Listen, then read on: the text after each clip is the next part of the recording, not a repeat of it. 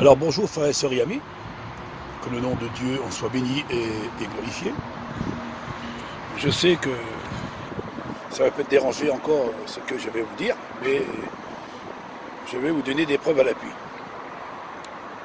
Pourquoi les enfants de Dieu, les élus de Dieu, ou les prédicateurs, les apôtres qui ont prêché l'évangile, pourquoi sont-ils persécutés?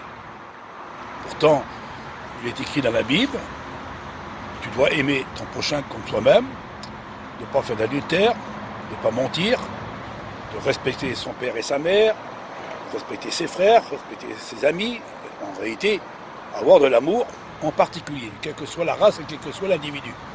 Ça veut dire, un véritable enfant de Dieu, il a de l'amour pour son prochain. Et il fait de mal à personne. Parce qu'il a reçu le commandement de Dieu. Dieu dira, tu aimeras ton prochain. Et même tes ennemis. Alors, pourquoi les enfants de Dieu sont-ils persécutés? Ah oui, il y a une raison. Parce que si les chrétiens, les enfants de Dieu, qui pardonnent à leurs ennemis, même 7 fois, 70 fois, 7 fois dans la journée, ça fait quand même pas mal. Hein, ça fait presque 700 fois dans la journée, on peut pardonner à son frère. Parce que c'est Dieu qui nous demande ça, parce que Dieu est amour. Parce que Dieu nous demande de nous aimer.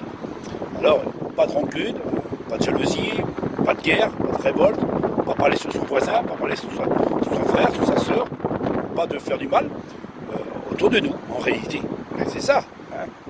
Mais comment ça se fait que ces chrétiens, selon ce qu'on voit dans la Bible, et ce que l'on voit aussi dans l'histoire, parce que toute l'histoire n'est pas marquée dans la Bible, surtout dans le Nouveau Testament. Mais pourquoi que les chrétiens sont-ils persécutés? Il y a un blème, il y a quelque chose qui tombe pas rond, parce qu'ils ont de l'amour. Ils se laissent comme une brebis muette, comme on l'amène à la boucherie.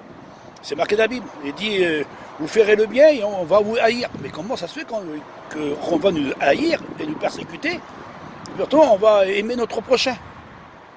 Il y a quelque chose qui n'est pas clair. Alors je vais vous dire pourquoi. Je vais dire pourquoi.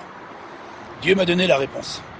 Alors pour cela, je vais vous apporter une vidéo pour bien vous montrer la réalité, pourquoi que nous sommes persécutés. Et quand vous le verrez, ce vidéo, vous direz, Olivier, vraiment tu es fort.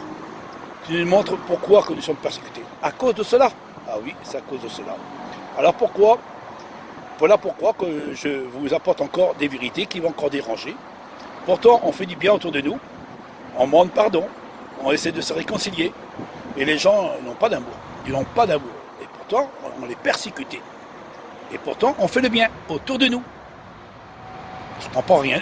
Alors, on n'arrive pas à comprendre le sens réel de cette vérité. Alors, c'est pour cela que je vais vous mettre une vidéo pour bien prouver la réalité de ce véritable évangile de Dieu. Pourquoi les chrétiens ont été persécutés dès au début. L'apôtre Pierre, l'apôtre Paul, les apôtres, les chrétiens. Et on va vous apporter pourquoi les chrétiens, les enfants de Dieu, ont été persécutés et pourtant, ils avaient l'amour pour leurs prochains.